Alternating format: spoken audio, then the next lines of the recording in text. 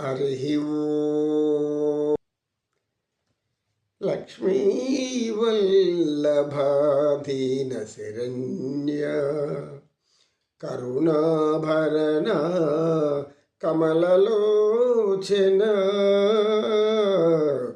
लक्ष्मीवल्लभ दीनशरण्य करुणाभरण కమలలోచన కనులకు విందును చేయగరావే ఆశ్రిత భవబంధ నిర్మూలన ఆశ్రిత భవబంధ నిర్మూలన. మునీంద్రులు ఇంకా ఏం చెప్పారు, లేక ఆయన వెళ్ళిపోయారా? అమ్మా నాయనలారా, అమ్మల అందరూ కూడా భాగవతము మన వాళ్ళందరినీ మహోన్నతులుగా తీర్చిదిద్దేటటువంటి ఒక జ్ఞాన గ్రంథం. ఎందుకంటే మానవులమైన మనము ఎంత జ్ఞానాన్నైనా పొందలేము. మనకి ఎంత తెలుస్తో అంతే ఆలోచిస్తుంటాం. కానీ జ్ఞానం అనంతమని, శ్రీకృష్ణ పరమాత్మ అనంతుడు అని, అంటే సర్వ సృష్టి అంతా నిండి ఉన్నవాడని, ఇవన్నీ నారదులు వారు చెప్తూనే ఉన్నారు కదా. ఇంకా ఏం చెప్తున్నాడంటే, కృష్ణయ్య నీవు ఈ అవతార కారణమే దుష్ట శిక్షణ, ధర్మ సంరక్షణ. అంతేకాని నీవెవరికి క్షమాభిక్ష పెట్టేటటువంటి పరిస్థితి ఇప్పుడు లేదు. ఎందుకు? త్రేతాయుగంలో అయితే రాముల వారు ఆ యొక్క తన గుణాలను అనుసరించి శరణున్న వాళ్ళని కరుణించారు. అయితే ఈ యొక్క కృష్ణావతారం యొక్క ఉద్దేశమేమి? అది కాదు. ఎందుకంటే ఆ రోజు అందరూ కూడా ధర్మపరులు ఉన్నారు, రాక్షసులు మాత్రమే విపరీతంగా ఉన్నారు. ఇప్పుడు మనుషులలోనూ రాక్షసులను విపరీతంగా ఉన్నారు. ఇది నీకు తెలియంది కాదయ్యా. నీవు జన్మ తీసుకోవడమే దుష్ట సంహారం చేయడానికి అని. అయితే మీ పథకంలో ఉండే విషయం ఒకటి తర్వాత ఒకటి మీరు అనుకుంటూ చేసుకుంటూ వస్తుంటారు.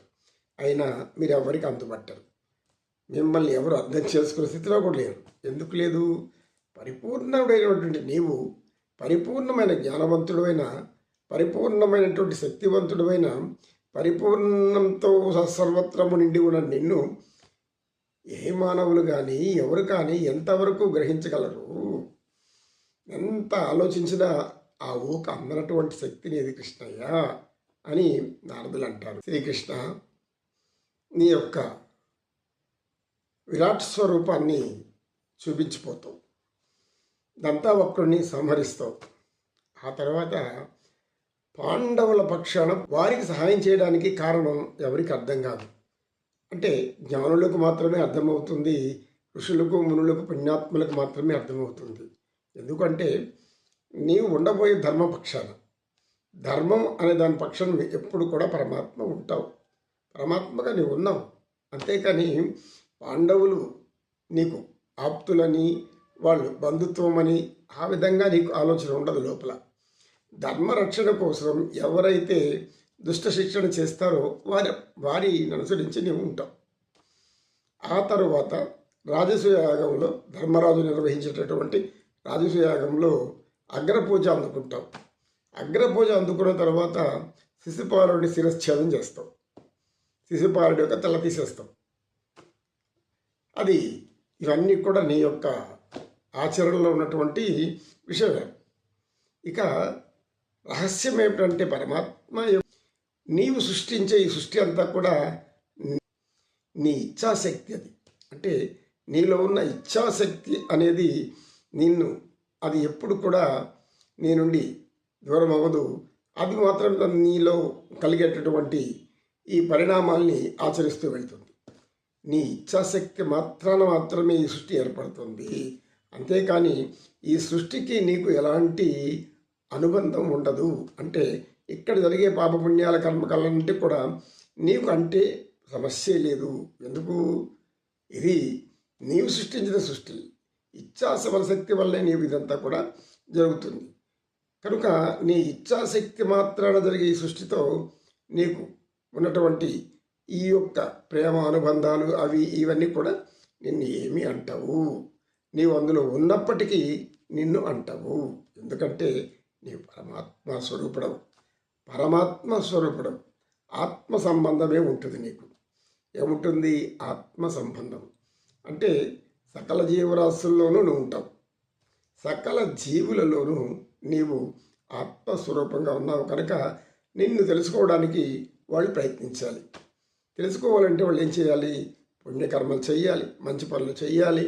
అనేక విధాలైనటువంటి దైవారాధనలు, ప్రతి దైవాన్ని దేవతలు ఏ రూపంలో వెలుస్తారో అలా వెలిసిన దేవతలందరినీ కూడా నీలో చూస్తారు. దేవతలందరూ కూడా నీ నుండి వెలువడిన వాళ్ళే. అందరి రూపం నీ రూపమే కనుక కృష్ణయ్య, నీ యొక్క లీలా వినోదం అంతా ఇంత కాదయ్యా. నీ యొక్క శక్తిని, నీ యొక్క జ్ఞానాన్ని ఇవన్నీ తెలుసుకోవడానికి నిరంతరం మునులు, ఋషులు, యోగులు తపస్సు చేస్తూనే ఉంటారు. ఎంత చేసినా వేదాలకు, వేదాలలో ఉన్న సారం కానీ, ఉపనిషత్తుల్లో ఉన్న సారం కానీ పూర్తిగా ఎవరికి అంతుపట్టదు. ఎందుకంటే అవి మర్మగర్భంగా ఉండేటువంటి రహస్య జ్ఞానం. ఈ జ్ఞానం తెలుసుకోవాలంటే ఈ యొక్క జ్ఞానాన్ని అర్థం చేసుకునే శక్తి మానవులకు అస్సలు ఉండదు. నీవు ప్రకృతిని త్రిగుణాల రూపంలో అనేక జీవరాశులు జన్మిస్తాయి. సృష్టి అంతా ఏర్పడుతుంది. ఆ తర్వాత దానికి మూల కారణం గుణరూపపరంగానే ఉంటుంది, కానీ నీవు కారణం మాత్రం కాకుండా దూరంగానే ఉంటావు. ఎందుకంటే నీ యొక్క జ్ఞాన సంపూర్ణమైనటువంటి ఈ త్రిగుణాతీతమైనటువంటి శక్తి నీలో మాత్రమే ఉంటుంది కదా. ఆ కావున నీకు ఎటువంటి గుణ ప్రభావాలు అంటావు అంటే ఏమి? పాపకర్మలు, అనేక కర్మలు, ఆ కర్మలు, ఈ కర్మలు, ఎన్నో విధాలైన కర్మలు అంటించుకుంటుంటారు మానవులు. అవన్నీ నీవు సృష్టించిందే కనుక నీకు అవేమి అంటావు ఓ పరమాత్మ. ఈ అవతారంలో మానవ రూపంలో మిమ్మల్ని చూసి మహానందపడిపోతున్నాను, దివ్యానందపడుతున్నాను. చెప్పలేనంత ఉద్వేగం నాలో ఉంది. ఎందుకంటే మీ దర్శన భాగ్యం నాకు లభించింది. ఈ దర్శన భాగ్యంతో నాకు జన్మ తరించింది. అందరూ నన్ను కలహభోజుడు అనుకుంటారు, కానీ మీ మాయా సంకల్పం అనేది ఎవరు? పరంధామ, పురుషోత్తమ, నీలమేఘశ్యామ, సర్వగుణ సంపూర్ణమైనటువంటి మహిమాన్వోపేతమైనటువంటి స్వరూపుడవు నీవు. ఈ యొక్క నీ మూర్తి ఇది సామాన్యంగా అర్థం చేసుకోవడం మహావారికి కూడా అర్థం కాదు. ఏతద్రవ శుభమూర్తి అంటే కూడా అతిశయంగా ఎప్పుడు కూడా అలాగా సాగిపోతూనే ఉంటుంది. కాల ప్రవాహం అయిపోయి ఆ కాలం నీ యొక్క అనుజ్ఞతో, నీ యొక్క ఆజ్ఞతో ఈ కాలం అంతా కూడా జరుగుతూ ఉంటుందయ్యా. కనుక నాకు సెలవిప్పిస్తే నేను వెళ్తాను తండ్రి అని శ్రీకృష్ణుడి పాదాల మీద పడి నమస్కరించి నారదుడు శ్రీకృష్ణుడు ఆశీర్వాదం తీసుకొని వెళ్ళిపోయాడు. ఇదమ్మా. ఆ తర్వాత ఏం జరిగిందో కాసంత విశ్రాంతి తీసుకొని మళ్ళా చర్చించుకుందాం. నమో కృష్ణ, నమో కృష్ణ. కృష్ణం వందే జగద్గురుం.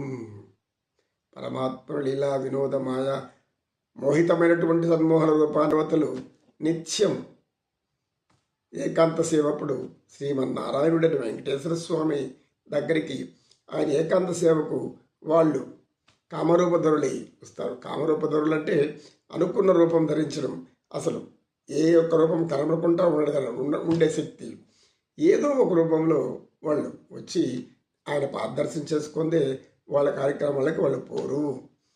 కనుక శ్రీమన్ వెంకటేశ్వర స్వామి కలియుగంలో నారాయణ, నీవు కృష్ణావతారంలో చేసినటువంటి లీలలు, మాయలు మాకు పరమానందకరాలు.